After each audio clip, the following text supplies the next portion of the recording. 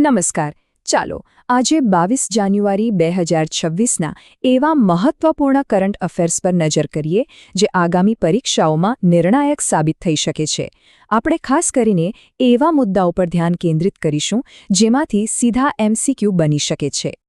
તો આજે આપણે શું જોવાના છીએ? આપણે રાષ્ટ્રીય સમાચારોથી શરૂ કરીને રાજ્યોની કેટલીક ખાસ પહેલ, રમતજગતની હલચલ અને છેલ્લે નિયુક્તિ, પર્યાવરણ અને અર્થતંત્રના મહત્વપૂર્ણ સમાચારોને આવરી લઈશું. ચાલો શરૂ કરીએ. સૌથી પહેલાં ચાલો રાષ્ટ્રીય સ્તરના એવા સમાચારો જોઈએ જે પરીક્ષા માટે અત્યંત મહત્વના છે. રાષ્ટ્રીય સમાચારોમાં આપણો પહેલો મુદ્દો આવે છે આરોગ્ય ક્ષેત્રમાંથી. મુંબઈમાં દેશનું સૌપ્રથમ ઇમર્સિવ ફર્ટિલિટી નોલેજ સેન્ટર શરૂ કરવામાં આવ્યું છે. આ એક બહુ મોટી વાત છે. હવે પરીક્ષા માટે આમાંથી શું યાદ રાખવું? જુઓ, સૌથી પહેલાં તો શહેરનું નામ મુંબઈ. બીજું, સંસ્થા કઈ છે? Origin IVF. અને આ સેન્ટરનો મુખ્ય ઉદ્દેશ્ય શું છે? તો એ છે IVF જેવી બાબતો પર જે ગેરમાન્યતાઓ ફેલાયેલી છે તેને દૂર કરવી.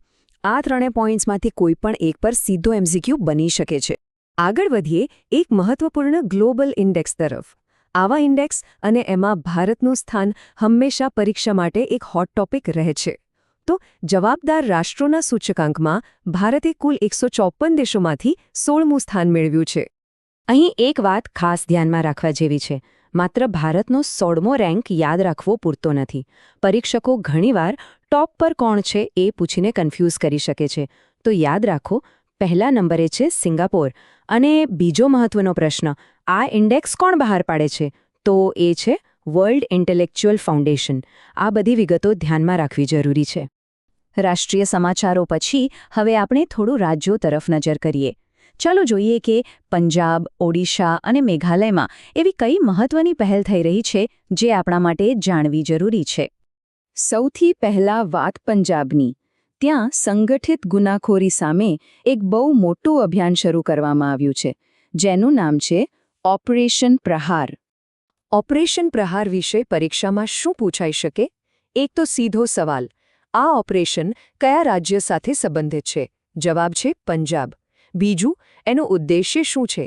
માત્ર ગેંગસ્ટરોને પકડવાનો જ નહીં, પરંતુ જે આખું ક્રિમિનલ ઇકોસિસ્ટમ છે એને જ જડમૂળથી ઉખાડી નાખવાનો છે. આ પોઈન્ટ ખાસ યાદ રાખજો. પંજાબની કાયદો અને વ્યવસ્થાની વાત પછી હવે આપણે જઈએ ઓડિશા. અહીં સામાજિક કલ્યાણના ક્ષેત્રમાં એક સરસ પહેલ થઈ છે. ભુવનેશ્વરમાં દેશનું પ્રથમ સરકાર સમર્થિત ઘોડિયાઘર શરૂ થયું છે. ભુવનેશ્વરના આ ઘોડિયાઘર વિશે શું ખાસ છે? એ કામ કરતા માતાપિતાના બાળકો માટે છે. પણ અહીં જે સૌથી મહત્વનો પોઈન્ટ છે તે છે ઉંમર. 6 મહિનાથી 6 વર્ષ સુધીના બાળકો માટે. પરીક્ષામાં ઘણીવાર આવા ચોક્કસ આંકડાઓ પર જ પ્રશ્ન બને છે, તો આને ખાસ નોટ કરી લેજો. અને બાળ વિકાસના ક્ષેત્રમાં જ ઓડિશા અને મેઘાલય વચ્ચે એક ખૂબ જ રસપ્રદ ભાગીદારી થઈ છે. જુઓ, ઓડિશા પાસે સમુદાય આધારિત મોડેલોનો અનુભવ છે, તો મેઘાલય પાસે આદિવાસી વિસ્તારોમાં કામ કરવાનું. આ બંને રાજ્યો હવે સાથે મળીને શ્રેષ્ઠ પદ્ધતિઓનું આદાનપ્રદાન કરશે. ચાલો હવે થોડી વાત કરીએ રમત જગતની. અહીં પણ કેટલાક મહત્વપૂર્ણ અપડેટ્સ છે, જેમાં એક મોટી નિમણૂક અને એક રાષ્ટ્રીય ચેમ્પિયનશિપનો સમાવેશ થાય છે. ભારતીય ફૂટબોલ માટે આ એક મોટી ખબર છે. ભારતીય સિનિયર મહિલા ફૂટબોલ ટીમને નવા મુખ્ય કોચ મળ્યા છે. તેમનું નામ છે અમેલિયા વાલ્વાર્દે અને તેઓ કોસ્ટારિકાથી આવે છે. હવે પરીક્ષાના દૃષ્ટિકોણથી શું મહત્વનું છે?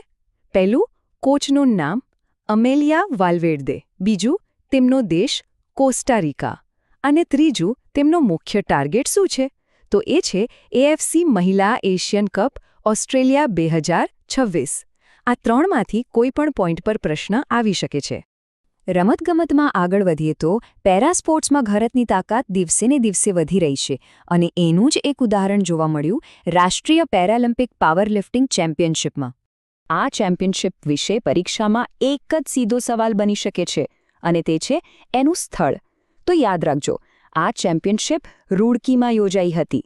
સ્થળ આધારિત પ્રશ્નો માટે આ એકદમ પરફેક્ટ પોઈન્ટ છે. સારું, હવે આપણે આપણા આજના વિશ્લેષણના છેલ્લા પડાવ પર છીએ.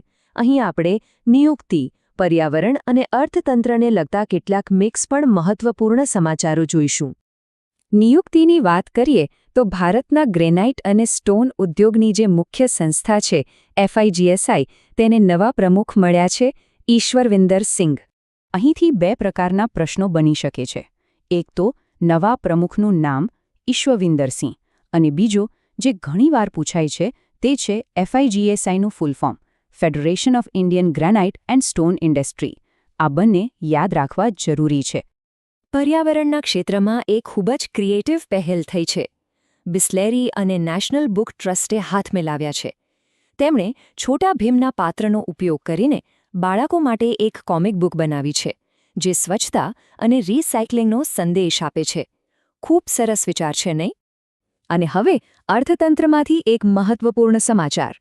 દેશમાં ઇન્ફ્રાસ્ટ્રક્ચર પ્રોજેક્ટ્સને ગતિ આપવા માટે બે મોટી સંસ્થાઓ સાથે આવી છે બેંક ઓફ બરોડા અને IIFCL. આ બંને હવે મોટા માળખાગત પ્રોજેક્ટ્સને સાથે મળીને લોન આપશે જેને આપણે કો-ફાઇનાન્સિંગ કહીએ છીએ. તો ચાલો આખા દિવસના કરંટ અફેર્સનું એક ઝડપી રિવિઝન કરી લઈએ. જવાબદાર રાષ્ટ્રોના સૂચકાંકમાં ભારતનો 16મો ક્રમ, પંજાબનું ઓપરેશન પ્રહાર, ફૂટબોલ કોચ તરીકે અમેલિયા વેલ્વર્ડેની નિમણૂક, મુંબઈનું ફર્ટિલિટી સેન્ટર અને બેંક ઓફ બરોડા IIFCLની ભાગીદારી. આ બધા આજના સૌથી મહત્વપૂર્ણ પોઈન્ટ્સ છે. અને જતા પહેલા મુખ્ય પરીક્ષા માટે એક વિચારવા જેવો પ્રશ્ન. આજે આપણે જે મુદ્દાઓ પર ચર્ચા કરી એમાંથી કયો મુદ્દો ગવર્નન્સ એટલે કે શાસન અને સોશિયલ વેલફેર એટલે કે સામાજિક કલ્યાણ આ બંનેને શ્રેષ્ઠ રીતે જોડતો હોય એવું લાગે છે અને શા માટે? જરા વિચારજો, પુનરાવર્તન કરતા રહો.